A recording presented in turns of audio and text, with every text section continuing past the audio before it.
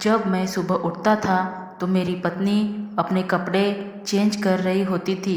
मैंने पत्नी से पूछा कि कपड़े क्यों चेंज करती हो, तो कहती कि आपको गलतफहमी हुई है, मैं जो कपड़े रात को पहनती हूँ वही है। ऐसा रोज़ होने लगा, लेकिन पत्नी नहीं मानी और रात को मुझे पता भी नहीं चलता कि मैं कब सोया था। एक दिन मैंने रूम में कैमरा लगा दिया।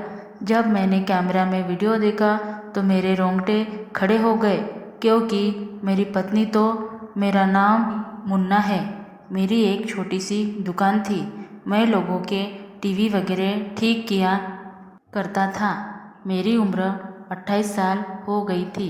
अब तक मेरी शादी नहीं हुई थी और अब मैं शादी करना चाहता था।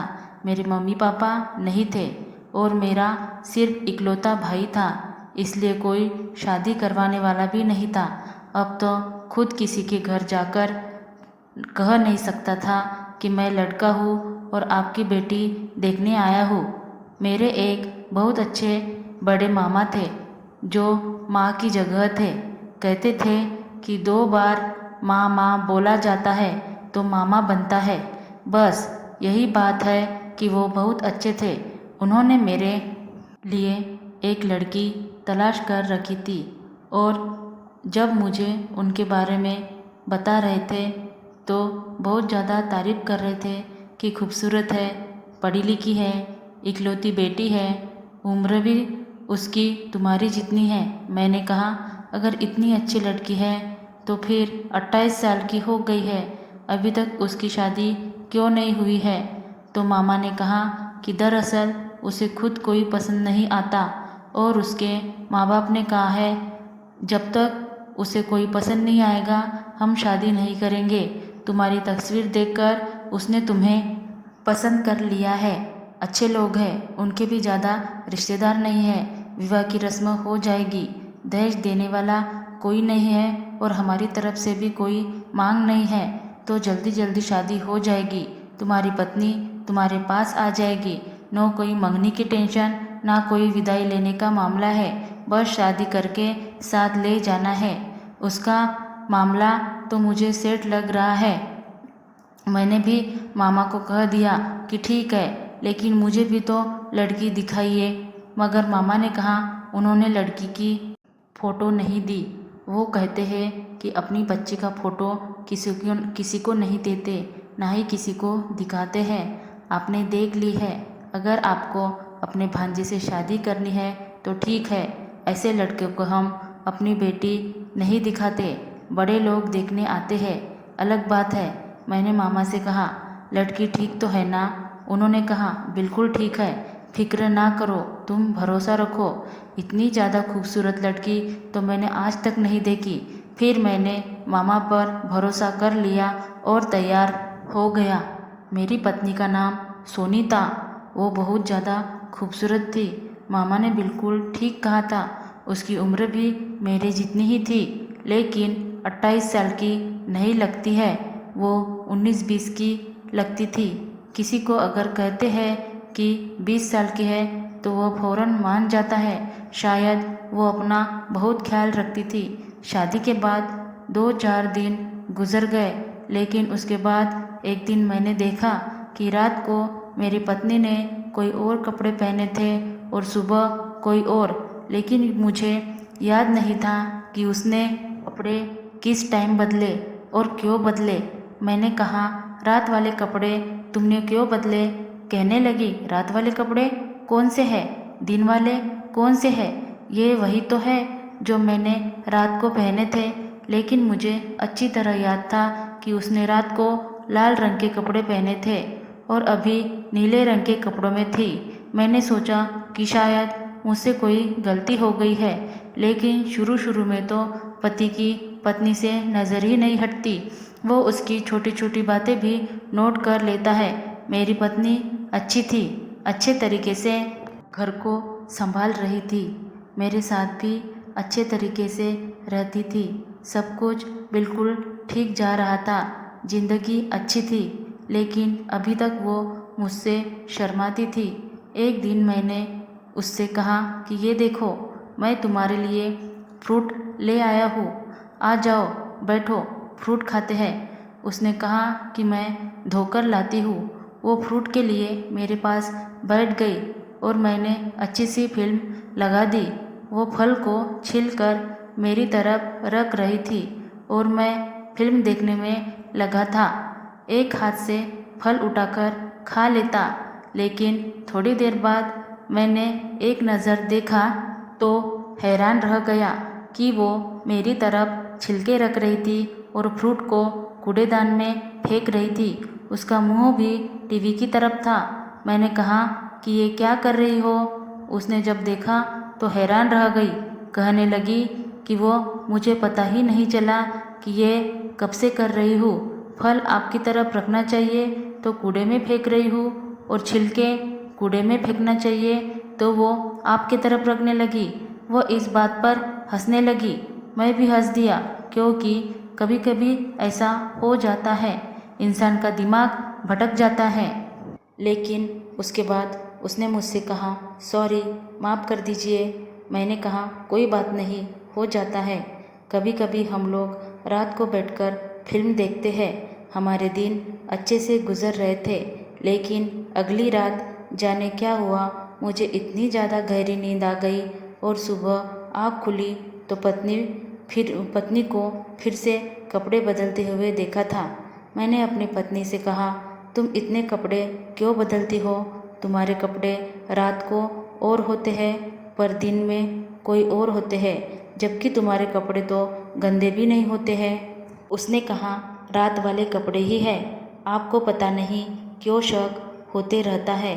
मैंने रात को यही कपड़े पहने थे, लेकिन मुझे अच्छी तरह याद था कि उसने रात को कोई और कपड़े पहने हुए थे, लेकिन उसने कपड़े कब बदले, क्यों बदले, ये तो मुझे याद ही नहीं था। मुझे यह भी नहीं याद था कि मैं किस टाइम सोया, मैंने उससे क्या बात की थी। मुझे तो ये भी याद नहीं था कि मेरे कमरे में किस वक्त आया, कब बेड से लेट गया।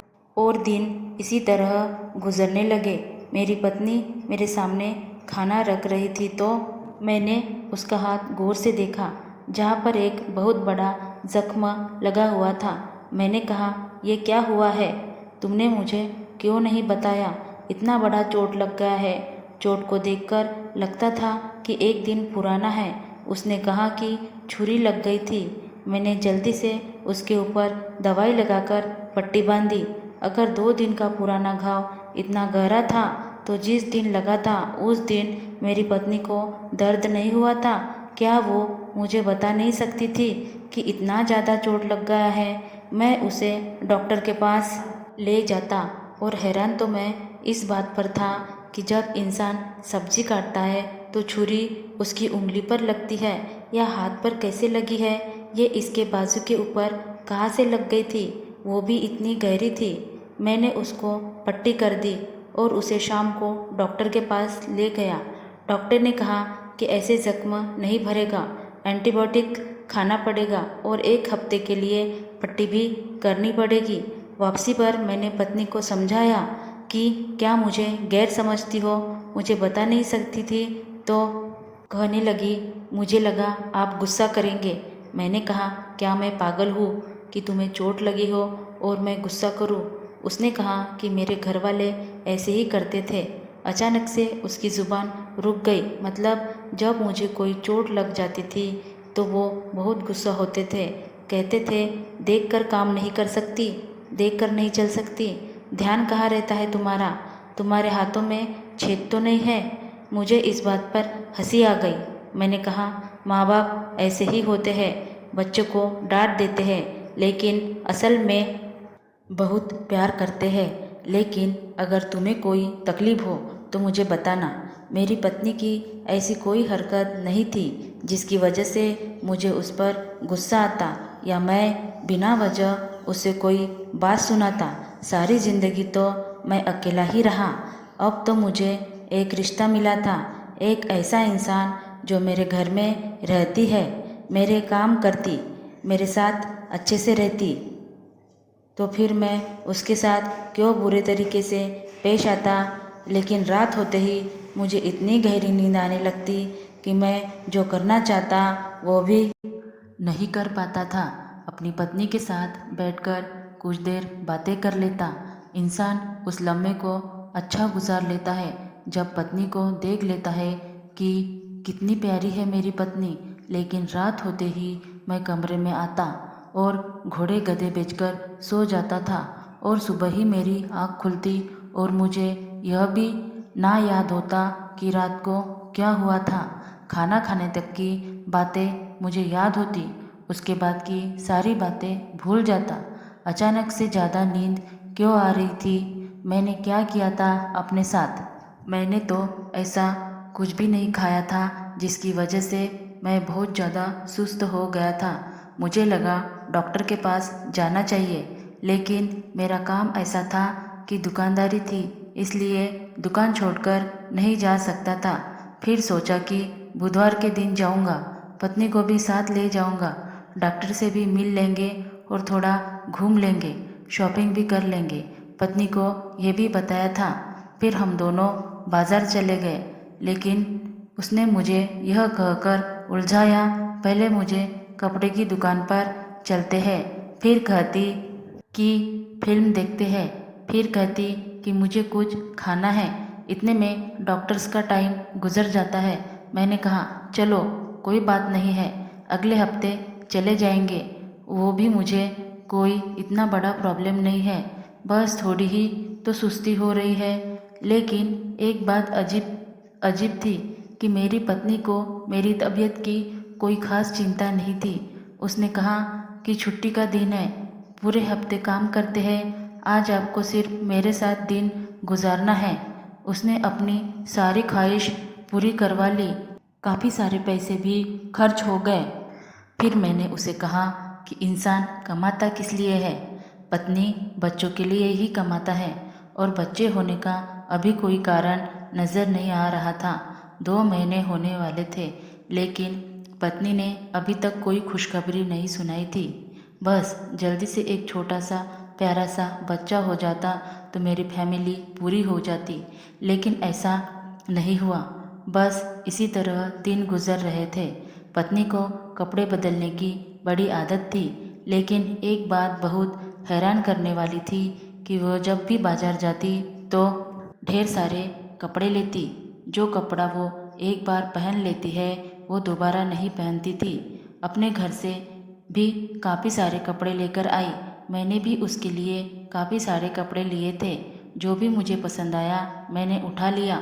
सोचा कि और तो कोई खर्चा करने वाला नहीं, पत्नी की चीज़ें तो अच्छे तरीके से ले लूँ ताकि वो खुश हो जाए। लेकिन अभी भी उसके कपड़े कम थे। जब मैं उसे महीने के खर्च के लिए पैसे देता तो वो कपड़े ही ले लेती।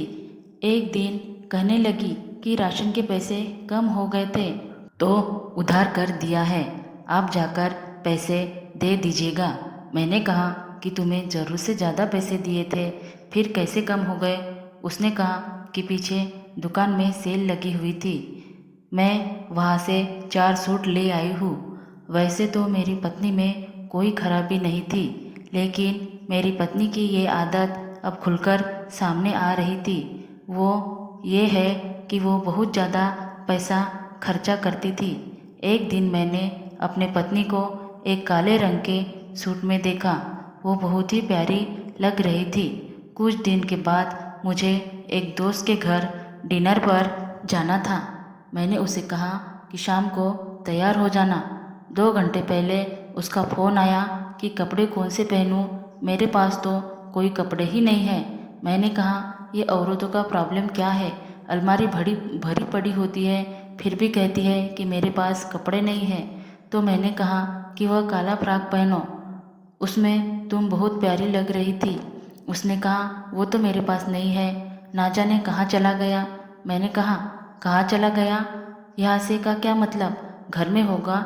उसने कहा नहीं है, वो नहीं है, आप मेरे लिए कोई सूट लाइए। मैं उसके लिए इस टाइम सूट नहीं ले सकता था क्योंकि महीने का आखिर चल रहा था।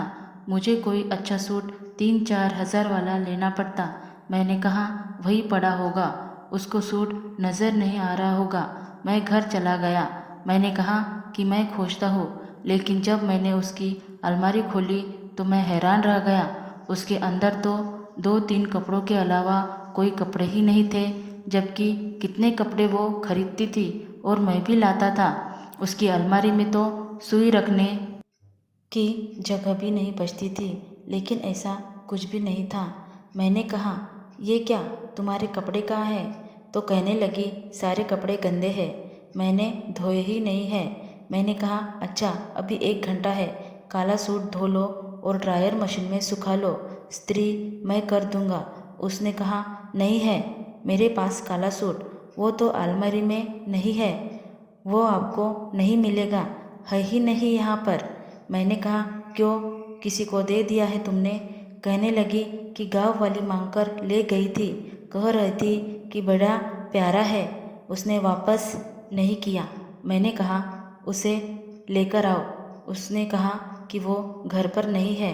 अब मुझे अपनी पत्नी पर गुस्सा आ गया। मैंने कहा, क्या तुम अपने कपड़े धोकर नहीं रख सकती हो, और क्यों अपनी चीज़ें दूसरों को देती हो? फिर मुझे तुम्हारे लिए दोबारा से सूट लेना पड़ेगा।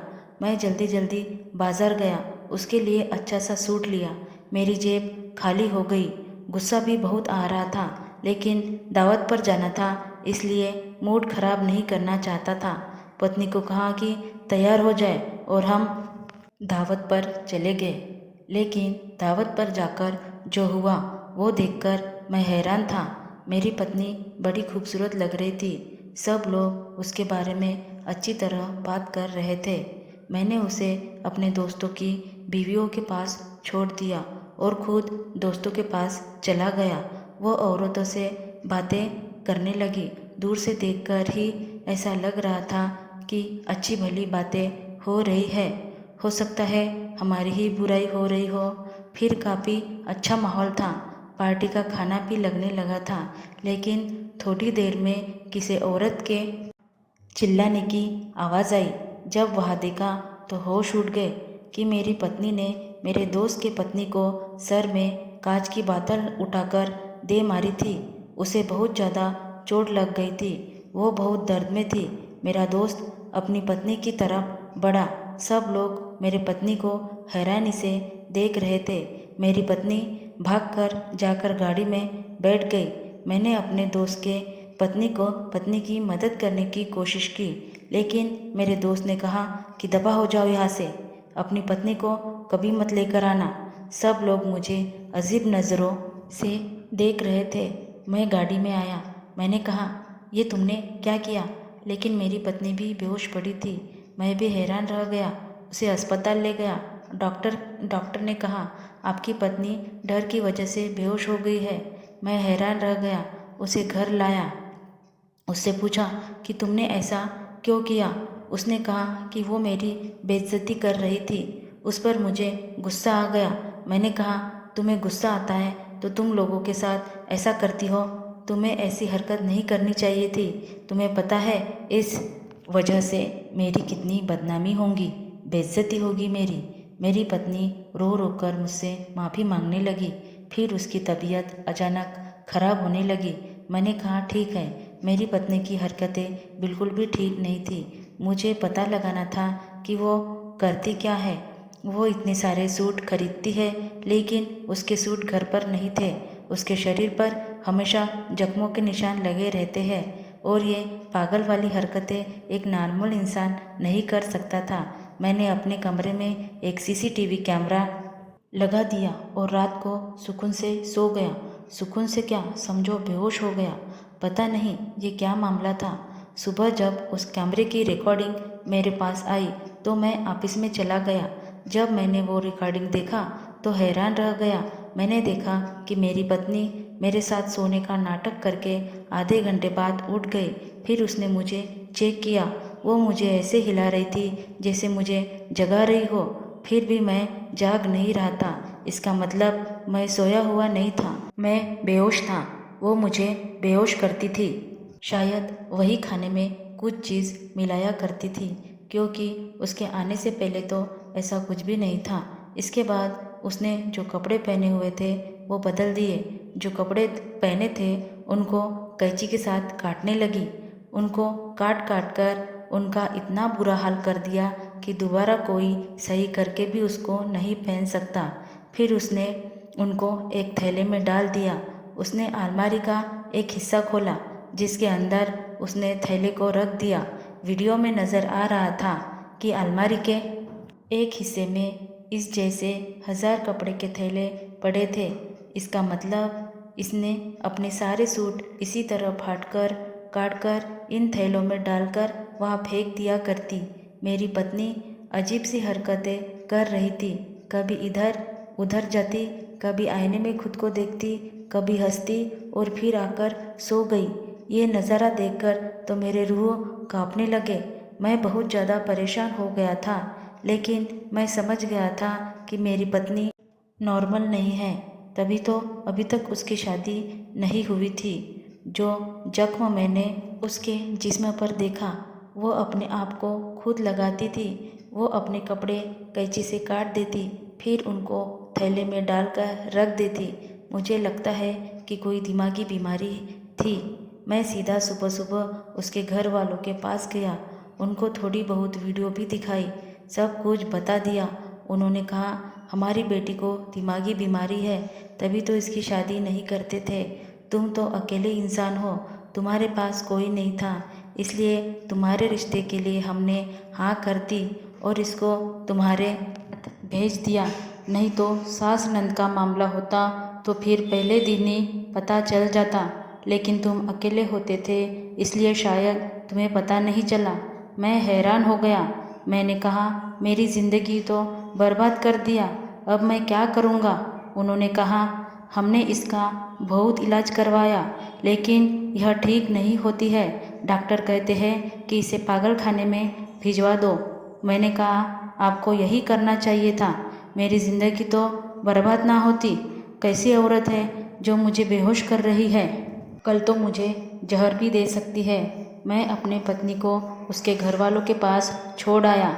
मैंने कहा इसका इलाज करवाइए, अगर ये ठीक होगी तो दोबारा अपना लूँगा, नहीं तो मुझे इसे छोड़ना पड़ेगा। वो लोग मजबूर थे, उन्होंने मुझे भी मजबूर बना डाला। इनके पास कोई चारा नहीं था, मेरे पास भी कोई चारा नहीं था। वो अपने घर में ही है, कहते हैं कि हम इसका इलाज करवा रहे हैं, लेकिन पता नहीं असर हो रहा है या नहीं। मुझसे झूठ बोला गया, मेरी पत्नी की सच्चाई मुझे नहीं बताई गई। अगर वो मुझे बता देते तो आज ये सब कुछ ना होता। अब है तो मेरी पत्नी, अगर ठीक हो गई तो दोबारा से अपना लूँगा, नहीं तो उसको मुझे छोड़ना पड़ेगा। लेकिन ऐसा नहीं करना चाहता, मैं उसके साथ रहना चाहता हूँ। मैंने कहा आप लोग इलाज कराए, इलाज के सारे पैसे मैं भर दूँगा। मुझे नहीं पता था क्या क्या होगा, वो ठीक होगी या नहीं, लेकिन फ़िलहाल बस यही दुआ है कि अगर वो ठीक होती है तो ठीक हो जाए, क्योंकि वो मेरी पत्नी है, मैं उसके साथ रहना चाहता हूँ। बस यही मेरी ज़िंदगी की कहानी है। कभी कभी उनके साथ ऐसा भी हो जाता है, लेकिन हालात को बर्दाश्त करना पड़ता है और रिश्तों को ख़त्म करके बात ख़त्म नहीं की जा सकती। धन्यवाद दोस्तों।